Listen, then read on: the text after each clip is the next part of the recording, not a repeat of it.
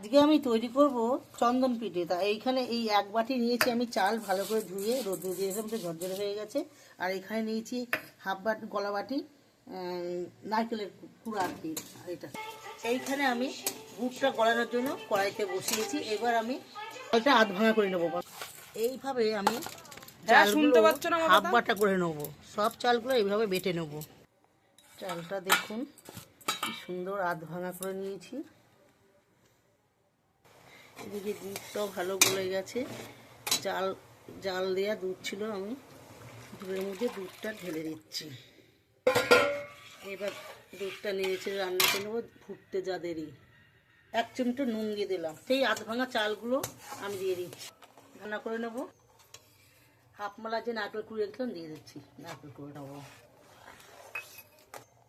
3টে এলাচ গুঁড়ো করে দিয়ে দিচ্ছি। বন্ধুরা এইভাবে চন্দন পিঠে রান্না করে খাবেন, খুবই সুন্দর লাগবে খেতে। আর একটু আমার পিঠে হবে, আর একটু রান্না করে নেবো। চন্দন পিঠে হয়ে গেছে বন্ধুরা, এবার আমি নামিয়ে নেব। এই থালায় আমি একটু সাদা তেল মাখিয়ে নেব, থালার উপর নামিয়ে নিচ্ছি। চন্দন পিঠে আমি ঢেলে নিয়েছি। একটু ঠান্ডা হলে 10 মিনিট পরে আমি পিস পিস করে কাটবো, এখন শক্ত হয়নি। চন্দন পিঠেগুলো এবার পিস পিস করে কেটে নেব।